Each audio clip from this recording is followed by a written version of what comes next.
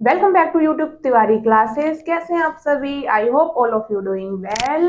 और हमें यकीन है कि आपके बोर्ड एग्जाम की जो प्रिपरेशन है वो भी बहुत अच्छे से चल रही होगी।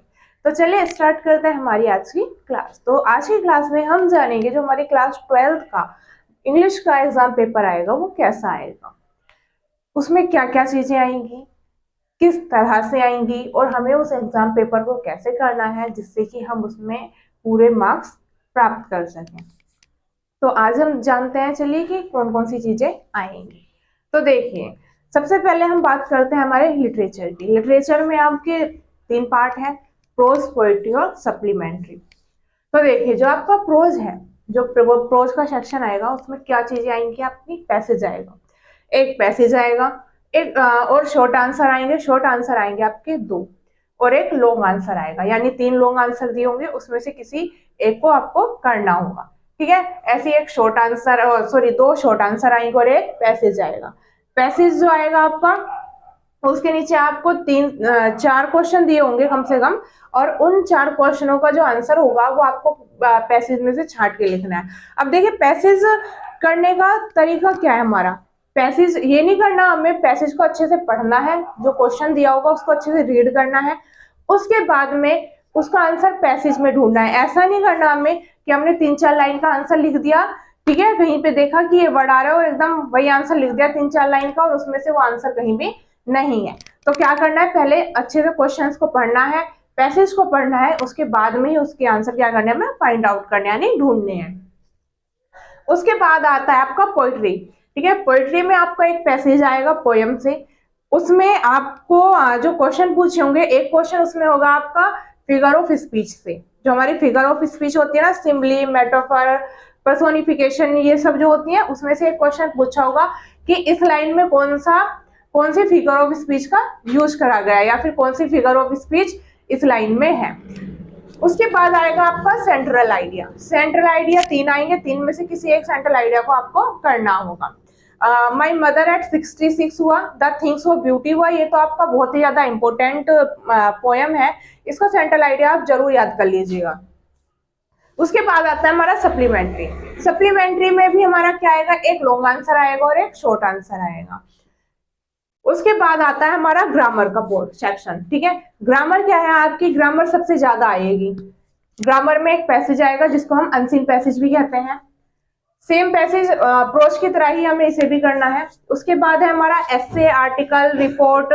इन तीनों में से कुछ भी एक आ सकता है, या तो एसे आ जाएगा, या आर्टिकल आ जाएगा, या फिर रिपोर्ट लिखने को आ जाएगी किसी भी टॉपिक पे।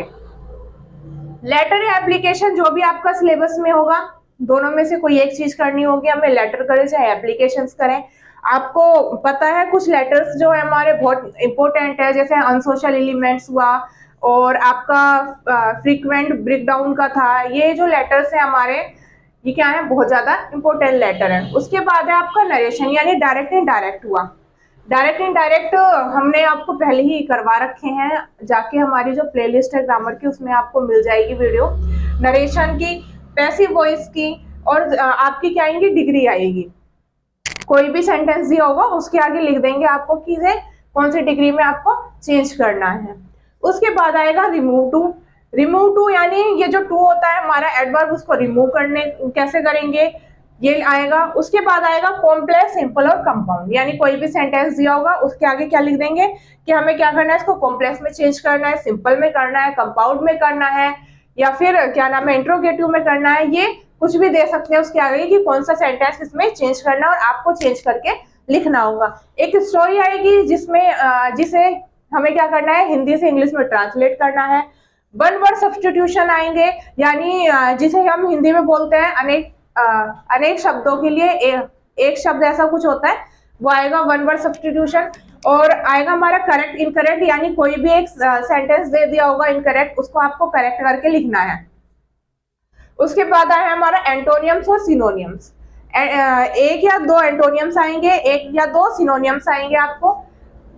उसके बाद है होमोफोन्स। होमोफोन्स आएंगे हमारे, यानी कि जो वर्ड क्या होते हैं, जिनकी बोलने में तो वो सिमिलर होते हैं, बट जो उनकी मीनिंग होती है वो क्या होती है, डिफरेंट होती है, यानी अलग अलग होती है। उसको हम क्या बोलते हैं, होमोफोन्स होते हैं, यानी जिनका प्रोनाउंसिएशन तो एक जैसा होगा, बट उनकी जो मीनिंग है, जो स्पेलिंग है, दोनों क्या होती है, वो डिफरेंट होंगी।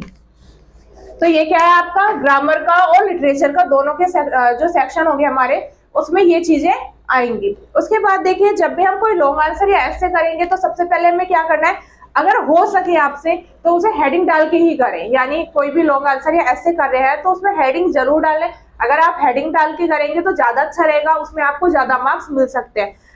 ठीक है। दूसरी चीज, जब भी हम लॉन्ग आंसर या ऐसे करते हैं तो उसमें क्या करना है, हमें पहले हम हेडिंग डाल लें, उसके नीचे उसके बारे में डिस्क्राइब करना शुरू करें तो ज्यादा अच्छा रहेगा। क्योंकि यहाँ पे जब हम हेडिंग्स डाल लेंगे और उसके बाद नीचे करना शुरू करेंगे तो जो भी आपकी नोटबुक चेक करेगा वो क्या देखेगा पहले आपकी हेडिंग्स जितनी भी होनी चाहिए आपकी, जो भी हो वो एकदम क्लियर होनी चाहिए, एकदम साफ राइटिंग में होनी चाहिए, और जो भी हेडिंग्स है उसमें कोई भी एरर नहीं होना चाहिए। दूसरी चीज, इंग्लिश के एग्जाम पेपर में आपको क्या नहीं करना, बिल्कुल भी रट्टा नहीं मारना है। यानी हम कोई भी वर्क जब करेंगे तो कैसे करना है, हमें उस चीज को अच्छे से पढ़ना है स्टोरी की तरह। जितनी भी हमारे जो लॉन्ग आंसर हैं उन सभी की चैप्टर्स को हमें अच्छे से एक स्टोरी की तरह, एक कहानी की तरह, जैसे हम हिंदी में इंटरेस्ट लेके कहानियां पढ़ते हैं, कोई भी कहानी पढ़ते हैं, इसी तरह हमें इंग्लिश में भी उन चीजों को पढ़ना है, समझना है, उसको इंग्लिश में ट्रांसलेट करना है। रट्टा बिल्कुल नहीं मारना, क्योंकि जब आप रट्टा मार लेंगे तो क्या होगा, जब आप वहाँ पे एग्जाम में आपकी कोई चीज आएगी और आप करने बैठेंगे तो आप बिल्कुल इस तरह से क्या हो जाएंगे, वहाँ पे भूल जाएंगे। और अगर आप भूल गए, एक वर्ड भी अगर रट्टा मारने का आप भूले ना, तो क्या हो जाता है, हमारा जो पेपर है वो वहीं का वहीं रह जाता है, हमें आगे समझ में नहीं आता कि क्या करना है। तो इसलिए क्या करना है, हमें पूरी लॉन्ग आंसर जितने भी हैं, जितने भी ऐसे हैं, सबको अच्छे से पढ़ना है और उसको इंग्लिश में ट्रांसलेट करना है। दूसरी चीज, इंग्लिश में हमें जो हमारी स्पेलिंग की एरर्स होती है, यानी जो हम मिस्टेक करते हैं स्पेलिंग्स के, उनसे बचना है। उन्हें जितना हो सके आप वो जो एरर्स हैं आपको उसको पूरी तरह से खत्म कर दीजिए। दूसरी चीज, आपको क्वेश्चन पेपर देख के अगर आपको लगता है कि बहुत हार्ड पेपर आया है तो बिल्कुल भी घबराना नहीं है। बस क्या करना है, आप अपनी समझ से पेपर को करना है, इधर उधर बिल्कुल भी ताक झांक नहीं करनी है। ठीक है। तीसरी चीज क्या है, आपको बता दी हमने पहले ही, राइटिंग को अपनी अच्छे से लिखना है, यानी क्लियर राइटिंग लिखनी है। जो चीज आपको आती है अच्छे से, जिसके बारे में आपको पता है कि इस चीज को मैं 100% कर लूंगा, इस चीज में मैं परफेक्ट हूँ, उसी चीज को आप पहले करें। ऐसा नहीं है कि कोई चीज नहीं आती हमें, हम उसे पहले करके बैठ गए, है ना, और क्या है वहां पे हमारी मिस्टेक ही मिस्टेक है सारी। तो ऐसा बिल्कुल भी नहीं करना। जो चीज हमें आ रही है, जिस चीज के बारे में हम परफेक्ट है, उन चीजों को ही हमें पहले करना है। जो चीज नहीं आती उसको लास्ट के लिए छोड़ दीजिए, उसको लास्ट में कीजिए। तीसरी बात क्या है हमारी, जब भी हम कोई भी आंसर लिखेंगे तो सबसे पहले क्या करना है, हमें पूरी एक लाइन में बड़ा सा यहाँ पे आंसर नंबर डालना है। ठीक है, यहाँ पे आंसर नंबर डालना है, उसके ऊपर सेक्शन डालना है उसका, और उसके नीचे क्या करना है, हमें आंसर लिखना शुरू करना है। ऐसा नहीं करना आपको कि कहीं पे छोटा सा आंसर नंबर डाल दिया और उसके बराबर में आंसर कर दिया, क्योंकि जो आपकी कॉपी चेक करेगा उसे क्लियरली पता होना चाहिए कि कौन सा आंसर नंबर है।